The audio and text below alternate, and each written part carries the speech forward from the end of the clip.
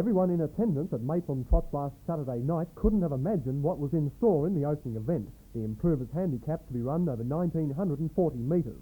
About 300 metres out, the midfield was tightly packed. Then it happened. There's another breaker as they go out of the straight, and the leader now was Bayshaw getting the... Oh, there's one down, there's a couple down. The driver's Pico Jimmy down, the driver Windport's down, and the driver of Leisure Retreats run right over them. Straightly picked, he was 100 yards away now as they swing down the side. The leader age boy, there's a driver, a horse on the track around towards the bottom turn now, Rick. The accident involved 4 horses, but it was the driverless the Silky Police that caused total confusion. It raced around the track in the opposite direction. Only swift action by other drivers and officials prevented a trotters reunion with possible disastrous consequences. A race at Maitland was abandoned for the first time in 10 years. Maitland Trotting Club Secretary Frank Norris said today no further action will be taken on the incident, as punters were happy enough to have received refunds from bookmakers and to have had their TAB investments on race 1 transferred to the extra double.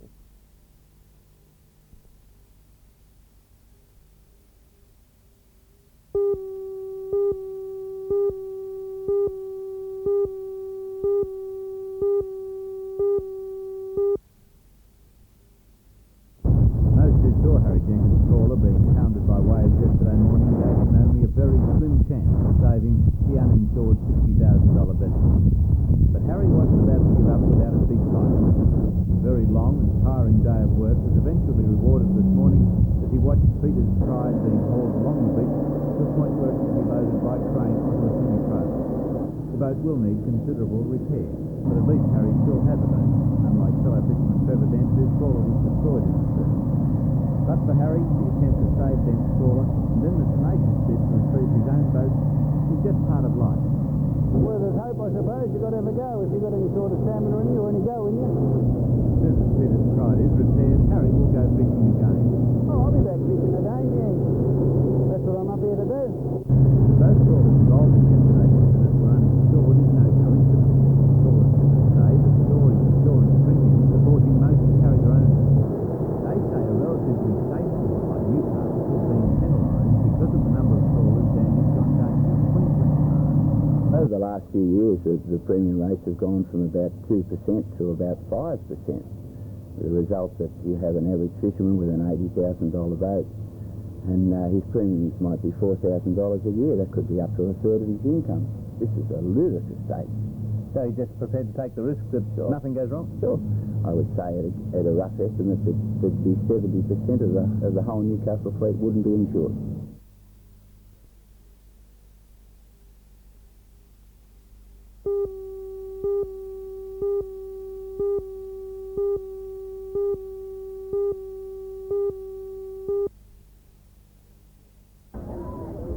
Boys, all aged between 15 and 17, threw themselves into the work with great gusto. The job was to clean up many of the burial plots which had grown over with grass and weeds.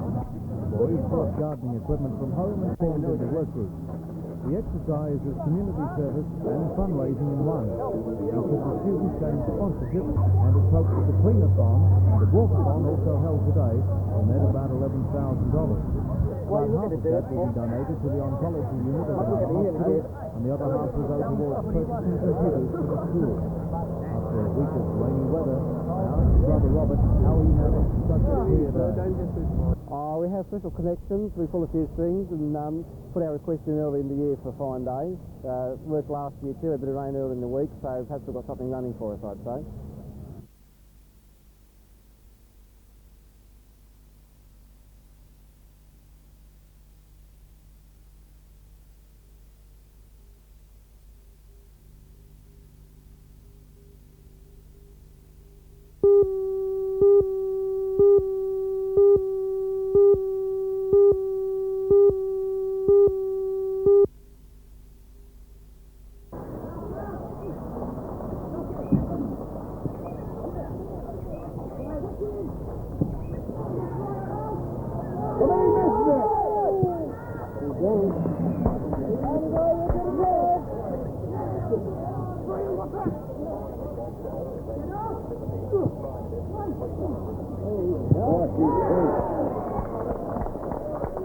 Second goal for Canberra.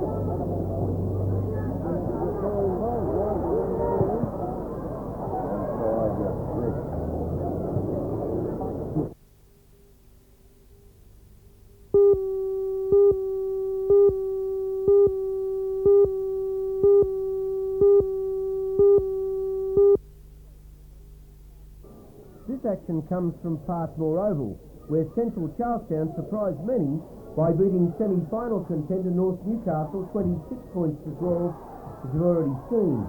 The one blemish as far as Central Charlestown were concerned was the dismissal of prop forward Mick Bates for an alleged head-high tackle. That dismissal was apparently challenged by Central officials, and much more may be heard of this incident. The win put Central equal with Cessnock on 9 points, while the lot drops North Newcastle to 5th position on 11, behind Western Suburbs, Curry, Lakes and Waratah Mayfield.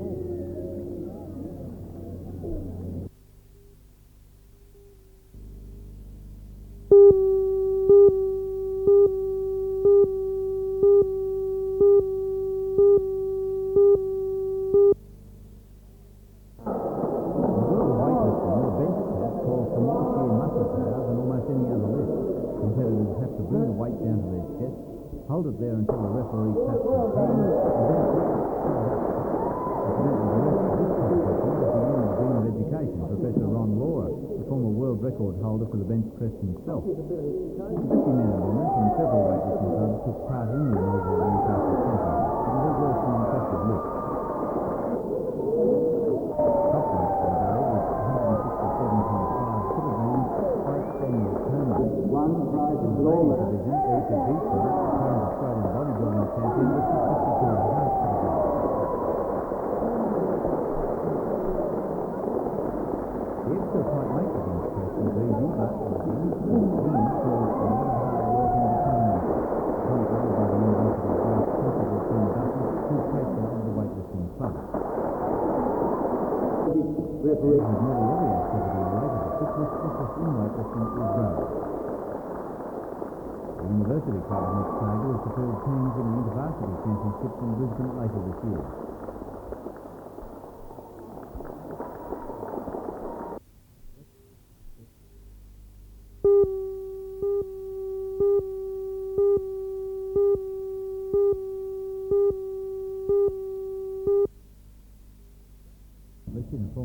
There's growing evidence Newcastle needs a drug treatment complex like Odyssey House at Campbelltown. In fact, a number of residents at Odyssey House are from Newcastle, sent there by the courts as an alternative to jail. Odyssey House claims an 80% success rate in beating drug addiction. No replacement drugs are used. Instead, therapy, work and communal support replace the drug habit. In his other role as barrister, Alderman Don Geddes has seen Newcastle's drug problem firsthand. He's convinced the area needs first a drug crisis centre and then its own Odyssey House, which is why he's called a public meeting. The drug situation's not improving. It's been developing over the years. It's certainly in a chronic situation at the moment, and it will be obvious tomorrow night at the meeting how chronic it is. What sort of support do you think you'll get from the public at large? Because most people think the drug problem is someone else's problem. Well, that's been the problem in the past, but a lot of people are coming out of the woodwork saying that they're interested in supporting and giving ideas, and the people who are coming forward with ideas are people who have the potential of being able to help the seniors. You're confident that the meeting will achieve something? I am confident, certainly not in the short term, but in the long term I am confident.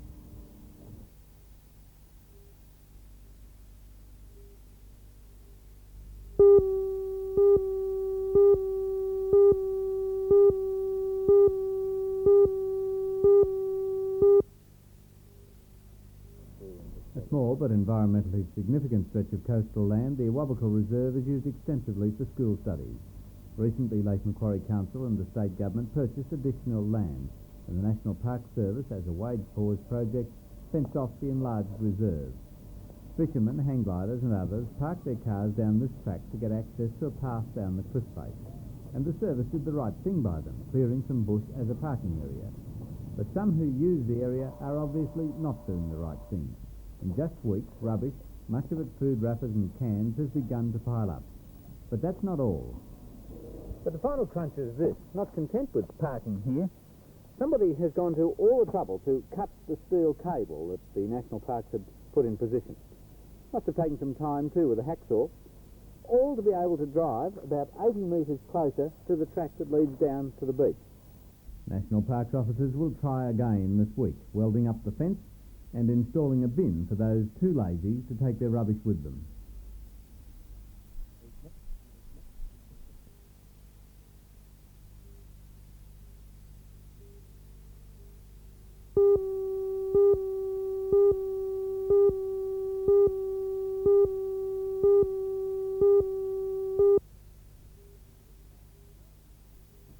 march began at the steelworks on April the 5th, the protesters had 4 demands: jobs for youth, jobs not nuclear war, the abolition of the Prices and Incomes Accord, and the nationalisation of BHP.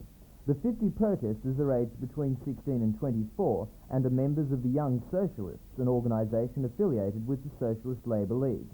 After marching in the mall, the group travelled to Sydney and then Wollongong, staging protest marches in both cities. In Canberra on June the 2nd, a deputation met with the Minister for Employment and Industrial Relations, Mr Ralph Willis. The Young Socialists say they received no satisfaction from the meeting. Mr Willis commented that they were obsessed with preventing the destruction of jobs in basic industries. The marchers went on to Melbourne, Broken Hill, Mildura, Kalgoorlie, Perth for a week, then Whyalla, and ended their protest back in Broken Hill today. The Socialist Labour League says the trip has been entirely financed by public donations along the way, and that the marchers have received considerable support from the trade union movement despite their opposition to the Prices and Incomes Accord.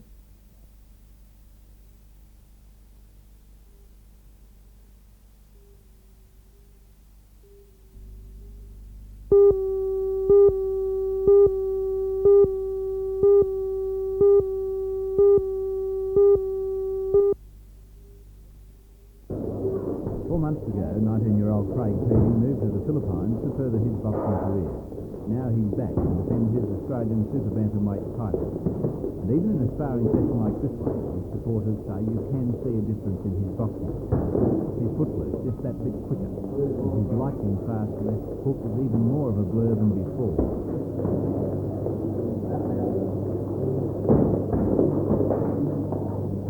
In the Philippines, Craig's been under the guidance of a veteran fighter, Chris Pineda, who is undefeated in 17 years of boxing. Pineda is now 72 years old, but he'll be flying out for Craig's title bout at the Cardiff Workers Club on Saturday week.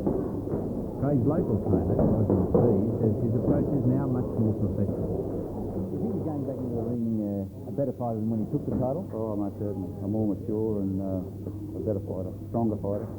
Yeah, almost certainly, yes. You're confident he's going to keep the title? Oh, yes, yes. There's no risk about that. He'll, well, I suppose both camps have got to be confident, but I suppose Jimmy Bowen's thinking the same thing. He'll get it back, but our boy's no longer a boy. He's now a man, and I feel that, Newcastle fans are going to see a real fighter in action this trip.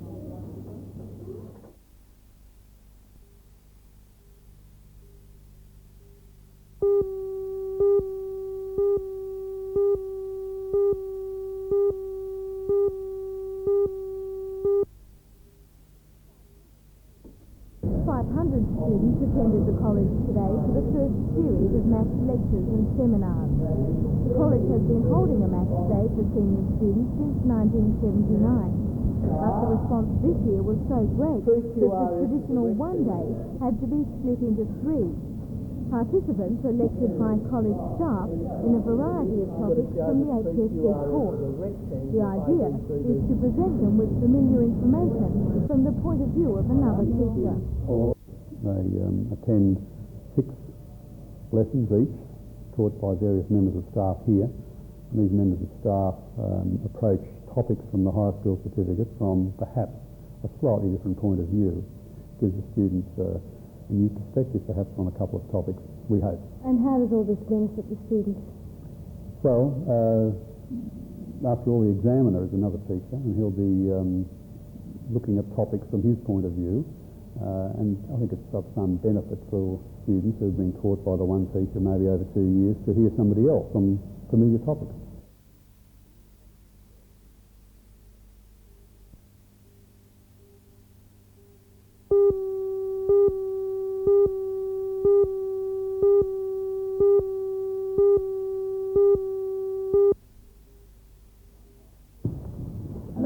Meeting at the Newcastle City Hall was attended by more than 120 people. Those in attendance included members of the police task force, staff from the City Drug Rehabilitation Centre, Odyssey House, social and welfare interests. The meeting is called by Alderman John Geddes, who says 21 years in the legal profession has convinced Tillotson is the drug treatment facility in Newcastle. The committees formed last night were working establishing drug pricing. But the long-term aim is for a local rehabilitation centre along the lines of Odyssey House. A committee of about 28 was formed, and there's a smaller committee formed of about 12. The role of that smaller committee will be to investigate the crisis centres in other places throughout New South Wales and then report back to a full committee meeting on the 16th of July. So what we've decided that there is a greater need in Newcastle for a crisis centre, and then rehabilitation will come following people being passed through the crisis centre. Fine.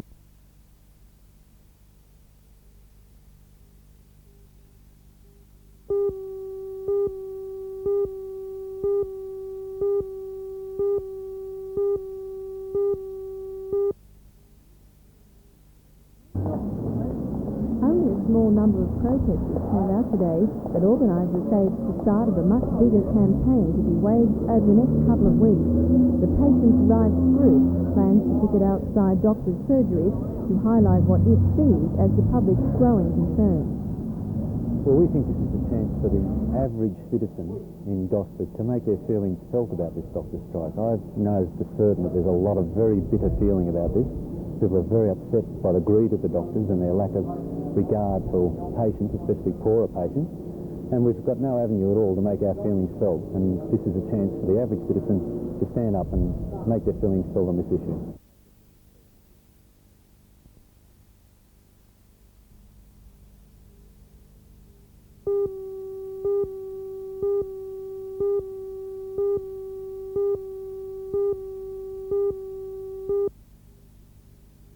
Outfit now is under good management and will continue to produce increasingly good results in the years to come. So you've done exactly with the board what you intended to do 2.25 years ago.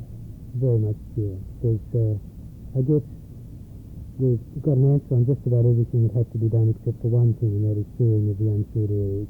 And that's, if you like, my one area of non-achievement. Your reign at the Water Board has certainly been controversial in more ways than one, but were you more controversial than you would have liked to have been? I guess we'd all rather be loved, but the view I took was that things were in a mess. A number of things had to be done whether people liked it or not.